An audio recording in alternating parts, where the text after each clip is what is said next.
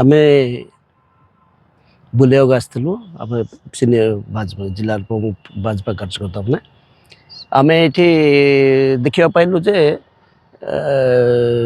ସିଡ଼ି ଦୁଇଟା ଏ ଆପଣଙ୍କ ଲିଫ୍ଟ ଦୁଇଟା ଲିଫ୍ଟ ଗତ 7-8 ମାସ ହେଲା ଖରାପ ହେଇକି ପଡ଼ିଛି।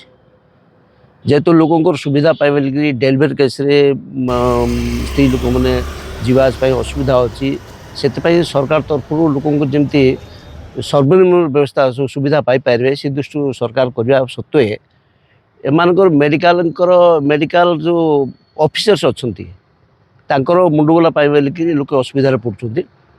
ଆମେ ବୁଝିବା ପାଇଲୁ ଯେ ଏମାନେ 7 ମାସ ହେଲା ସିଡ଼ି ଲିଫ୍ଟ ଖରାପ ହେଇକି ପଡ଼ିଛି।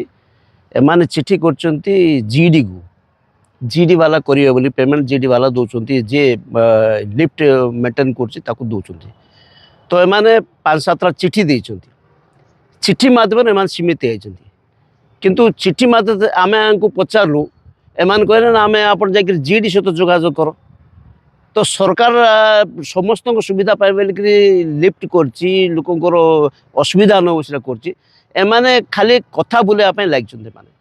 ଏମାନେ ପଚାରିଲେ ଏମାନେ ବର୍ତ୍ତମାନ ଯେ ଡିଷ୍ଟ୍ରିକ୍ଟ ମେଡ଼ିକାଲ ଅଫିସର ସେ ଛୁଟିରେ ଅଛନ୍ତି, ସେ ଯେଉଁ ଇନଚାର୍ଜ ଜଣେ ଅଛନ୍ତି ତାଙ୍କ ସହିତ ଯୋଗାଯୋଗ କଲୁ ଆମେ।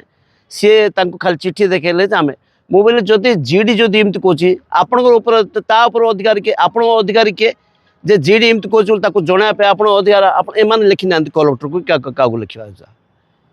ନେକ୍ସଟ ଯେ ମନେକର ଜିଡ଼ି ଯେଉଁ ରେସ୍ପଣ୍ଡ କରୁନାହିଁ 7ଟା ଚିଠି ଦେଲା ପରେ ମଧ୍ୟ ପାବ୍ଲିକ ଏମିତି ଅସୁବିଧା ହେଉଛନ୍ତି, ତ ଆମେ ପଚାରିବାରୁ ସେମାନେ ଚିଠି ମାଧ୍ୟମରେ ଏମାନେ ରହିଯାଇଛନ୍ତି। ଏମାନେ ସେଥିପାଇଁ ଆମେ ପ୍ରକୃତରେ କେମିତି ସମାଧାନ ହେବ କିନ୍ତୁ ତାପରେ ଆମେ ଠିକ୍ କଲୁ ନାଇଁ ଏମାନେ ଯେଉଁ ଖାଲି ଡ୍ରାମାବାଜି କରୁଛନ୍ତି ଚିଠିରେ ରହିଯାଇଛନ୍ତି।